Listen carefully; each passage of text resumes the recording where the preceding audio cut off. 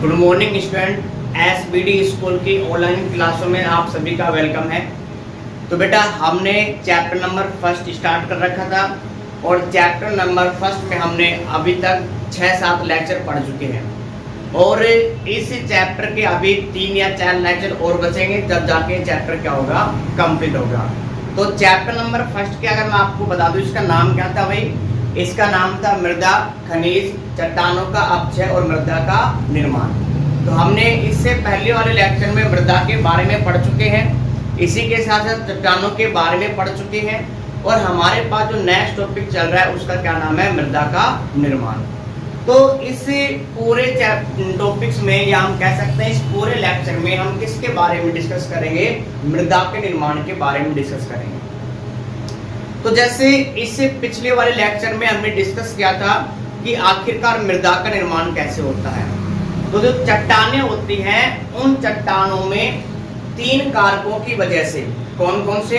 भौतिक कारक, रासायनिक कारक और जैविक कारक। इन तीनों कारकों की वजह से जो चट्टानें होती हैं वो क्या होती है? अपक्षय हो जाती है, यानी कि टूट जाती है। और चट्टानों के अपक्षय से जो पदार्थ बनता है वो कहलाता है मृदा का पैतृक पदार्थ कहलाता है। मिट्टी नहीं बनती है, क्या बनता है? मृदा का पैतृक पदार्थ। मतलब क्या है कि उस पदार्थ से किसका निर्माण होता है? मृदा का निर्माण होता है। क्लियर है? तो चट्टानों के भौतिक, रासायनिक और जैविक अपक्षय के या कारकों की वजह से चट्टानों का जो अपक्षय है उसकी वजह से किसका निर्माण होता है? मृदा के पैतृक पदार्थों का निर्माण होता है। क्लियर है? अब ये भौतिक कारक क्या होते हैं, ये रासायनिक कारक क्या होते हैं और जैविक कारक क्या होते हैं, ये हम डिस्कस कर चुके हैं। तो आज का हमारे पास टॉपिक क्या है बेटा? मृदा का निर्माण। तो चट्टानों का भौतिक व रासायनिक व जैविक कारकों के द्वारा जो अपक्षय होता है, ठीक है, इनको क्या कहते हैं? जैविक शक्तियां भी कहते हैं, यानी कि भौतिक शक्तियां। मतलब शक्तियां का मतलब क्या है? बली तो है भाई, जो क्या कर रहा है, चट्टानों को अपच्छेद करने के लिए फोर्स लगाना पड़ेगा। अब वो जीव काम कर रहा है तो भी फोर्स लगा रहा है, और अगर रासायनिक का भी तो भी फोर्स लग रहा है। तो इसीलिए हम इनको क्या कहते हैं? शक्तियां भी कहते हैं, ठीक है। और इनके द्वारा क्या बनता है? चट्टानों के टूटने से क्या बनता है? एक असंगठित पदार्थ। असंगठित का मतलब होता है जिसमें जो कंपोनेंट्स वगैरह या जो भी पदार्थ पाए जाते हैं वो आपस में जुड़े हुए नहीं होते हैं, वो अलग अलग होते हैं, ठीक है। और इस असंगठित पदार्थ को क्या कहते हैं? रिगोलिथ कहते हैं। सुनना ध्यान से। जब चट्टानों का इन तीनों शक्तियों की वजह से या तीनों कारकों की वजह से जब अपक्षय होता है तो एक असंगठित पदार्थ बनता है, ठीक है। मतलब जिसकी कोई विशेष, मतलब कोई नया पदार्थ वगैरह नहीं बना है, सारे के सारे पदार्थ ऐसे ही बिखरे हुए होते हैं, उसको कहते हैं असंगठित पदार्थ कहते हैं। और उनसे जो पदार्थ बनता है उसको क्या कहते हैं? रिगोलिथ। क्या कहते हैं उसको? रिगोलिथ कहते हैं। और जो जैसे हमारे पास जो ऊपर की चट्टानें हैं, जब ये चट्टानें क्या होते हैं? अवक्षिप हो जाते हैं, तो नीचे की चट्टानें कैसी रहती है? ठोस रूप में रहती हैं। तो ऊपर का पदार्थ तो क्या हो गया? टूट गया। और ऊपर के पदार्थ से अपक्षय होने से क्या बना है? रिगोलिथ बना है। क्या बना है? रिगोलिथ बना है। और नीचे की चट्टानें अभी अपक्षय नहीं हुई है, यानी कि हम ये कह सकते हैं कि रिगोलिथ के नीचे क्या पाए जाते हैं? जितनी भी चट्टानें पाई जाती हैं वो ठोस रूप में पाई जाती है। क्लियर है? अब चट्टानों का अपक्षय हो गया और चट्टानों के अपक्षय से असंगठित पदार्थ यानी कि रिगोलिथ का निर्माण हो गया। अगर कोई भी परिवहन शक्तियां का मतलब क्या है कि जो रिगोलिथ बना है उसको एक स्थान से दूसरे स्थान तक ले जाने वाली शक्तियां क्या कहलाती है? परिवहन शक्तियां कहलाती है। अगर ये परिवहन शक्तियां अनुपस्थित होती हैं, ठीक है, तो उस समय क्या होगा? रिगोलिथ बनता रहेगा, लेकिन इसको एक स्थान से दूसरे स्थान तक नहीं ले जाया जाएगा। तो इसी वजह से क्या होगा कि जो रिगोलिथ है इसकी परत दर परत क्या होती है? बनती जाती है, यानी कि इसकी परत की मोटाई क्या हो जाती है? ज्यादा हो जाती है। क्लियर है? तो जब परिवहन की शक्तियां अनुपस्थित होती हैं तो रिगोलिथ की मोटाई क्या होती है? ज्यादा हो जाती है। अब परिवहन की शक्तियां क्या क्या हो सकती हैं भाई? तो परिवहन की शक्तियां वायु हो सकती है, ठीक है।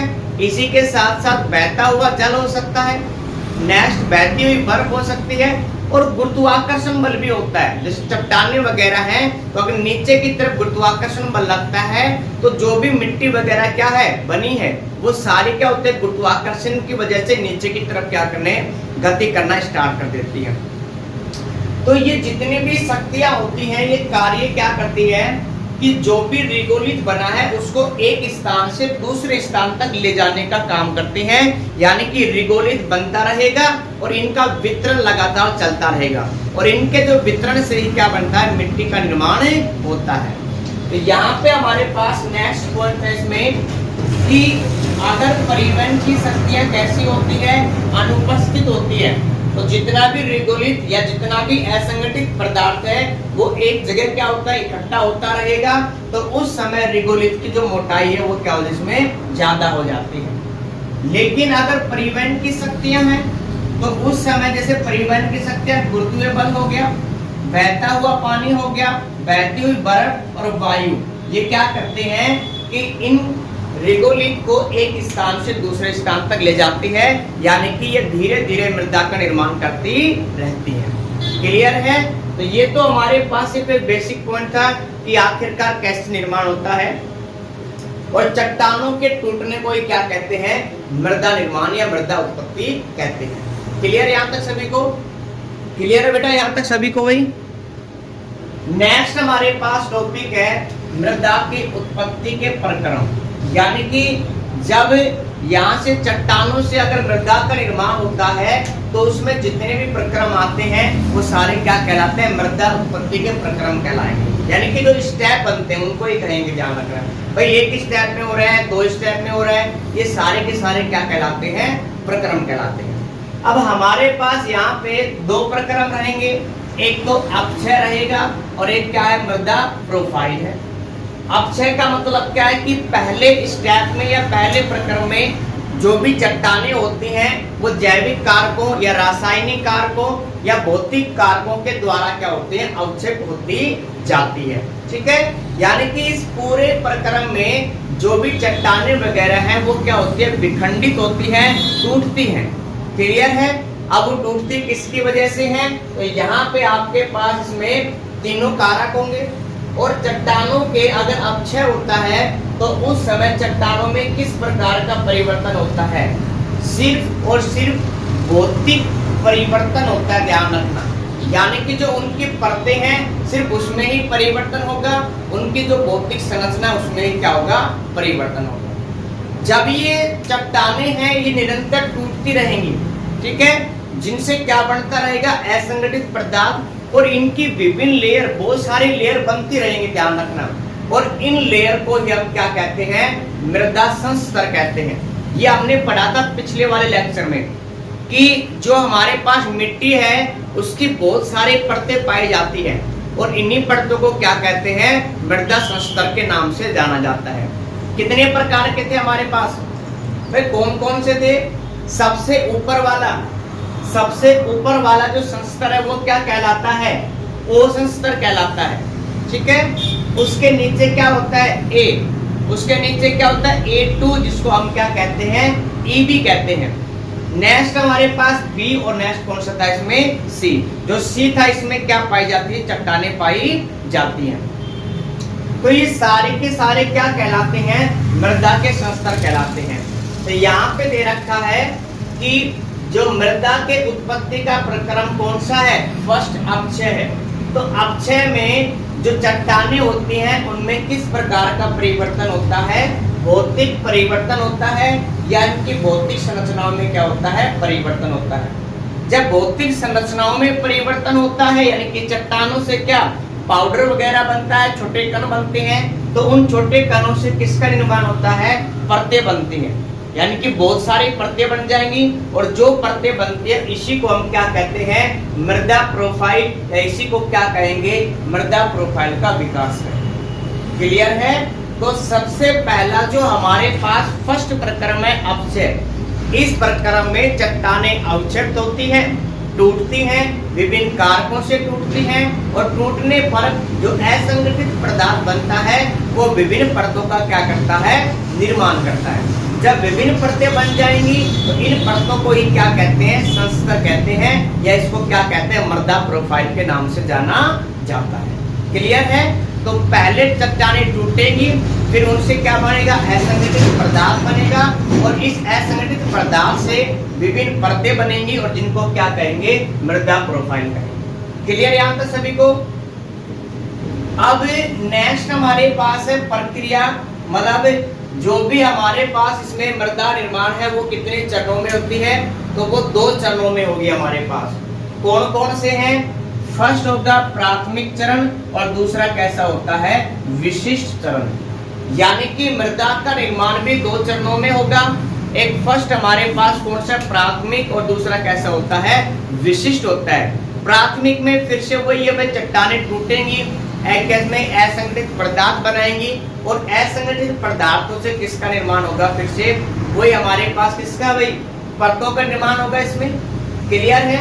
और विशिष्ट वाले में क्या होता है, इस विशिष्ट वाले प्रक्रम में जो भी पोषक तत्व होते हैं या जो भी कार्बनिक पदार्थ होते हैं वो एक संस्तर से दूसरे संस्तर में जाते हैं। अब वो किसके माध्यम से जा सकते हैं, भाई जल के माध्यम से जा सकते हैं। जैसे एग्जाम्पल के लिए हमारे पास ओ संस्तर पर कोई भी पदार्थ है, अब वर्षा के समय में क्या होता है कि जल की मात्रा अधिक होती है, तो ये जो हमारे पास पोषक पदार्थ होते हैं ये जल में घुलकर क्या करते हैं, ये ए संस्तर में जाते हैं, ए से ई में जाते हैं, बी में जाते हैं।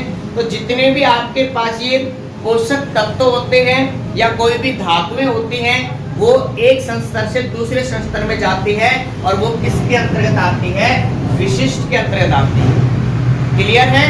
और जो हमारे पास मृदा निर्माण के दोनों चरण है, प्राथमिक चरण और जो विशिष्ट चरण है, इसको हम दोनों को आपस में मिला के क्या कहते हैं, पेडोजेनिक कहते हैं।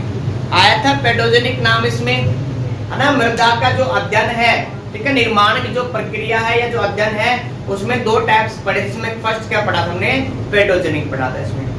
क्लियर है बेटा यहाँ तक? ठीक है, क्लियर है।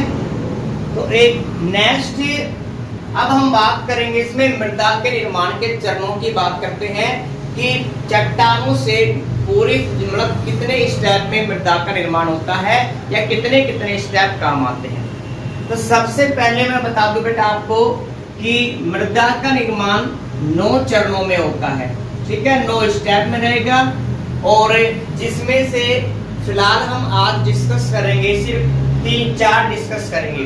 कौन कौन से हैं, ह्यूमिडिफिकेशन, निक्षालन, निक्षेपण और पेडोजोलिकनेस। ये हमारे पास कितने हैं, 4 हैं और इनको क्या करना है, हमें डिस्कस करना है। ठीक है, तो एक बार हमने क्या पढ़ा है मैं एक बार फिर से आपको रिवाइज करा देता हूँ, फिर आगे चलेंगे। तो मृदा का निर्माण पढ़ा हमने, किससे होता है, चट्टानों से होता है। कैसे होता है कि चट्टानें वगैरह जो होती हैं उनमें क्या होता है, अपक्षय होता है। अब ये किसकी वजह से होता है, शक्तियों की वजह से होता है। कौन कौन सी शक्तियां हो सकती हैं भाई, भौतिक, रासायनिक और जैविक शक्तियां हो सकती हैं। इन तीनों शक्तियों के द्वारा चट्टानों का अपक्षय होगा और क्या बनेगा, एक असंगठित पदार्थ बनेगा। और इस असंगठित पदार्थ को क्या कहेंगे, रिगोलिथ कहेंगे। और इसके नीचे चट्टानें कैसी होती हैं, ठोस चट्टानें होती हैं। ठीक है, फिर इसके बाद हमने पढ़ा है कि अगर हमारे पास कोई भी परिवहन शक्तियां नहीं होती हैं, मतलब ऐसी शक्तियां जो हमारे पास असंगठित पदार्थ बना है उनको एक स्थान से दूसरे स्थान तक ले जाने वाली होती हैं, अगर वो नहीं होती हैं तो जो भी इसमें रिगोलिथ बनता रहेगा वो एक ही जगह एकत्रित रहेगा और एक ही जगह एकत्रित होने की वजह से इसकी मोटाई क्या होती है, बढ़ जाती है।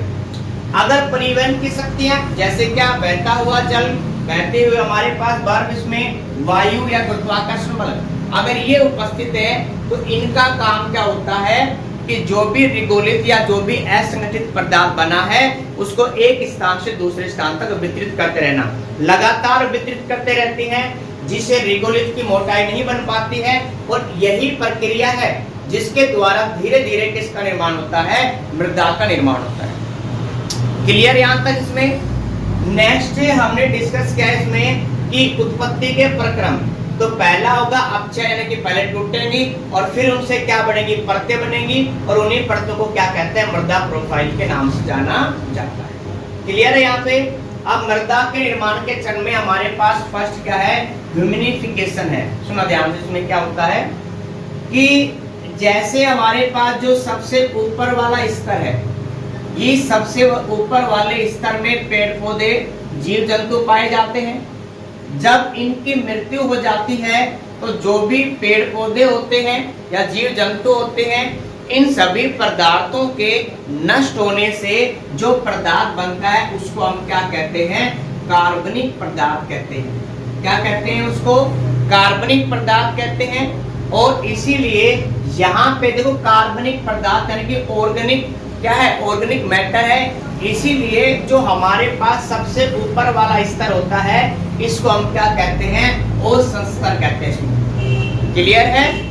अब यहाँ पे ऊपर वाले संस्तर में किसकी मात्रा अधिक पाई जाएगी भाई, कार्बनिक पदार्थों की मात्रा क्या होती है, अधिक पाई जाती है।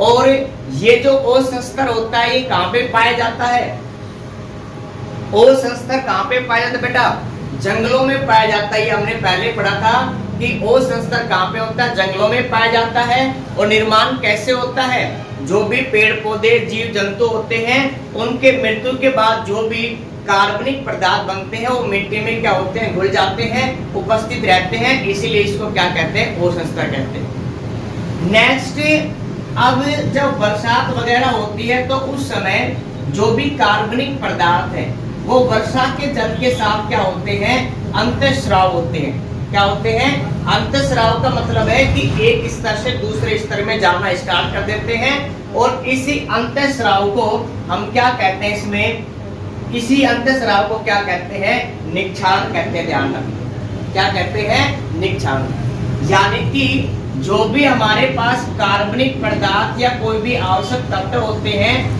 वो एक संस्तर से दूसरे संस्तर में गति करना ही क्या कहलाता है, निक्षारण कहलाता है। अब यहाँ पे जैसे हमारे पास ये कार्बनिक पदार्थ है, इसके निक्षारण से यानी कि जो भी कार्बनिक पदार्थ वो किसमें आ जाते हैं, ए संस्तर में आके क्या होते हैं, इकट्ठा हो जाते हैं। तो सबसे पहले कार्बनिक पदार्थों की एक संस्तर से दूसरे संस्तर में जाने की जो प्रोसेस है वो क्या कहलाती है, निक्षारण कहलाती है।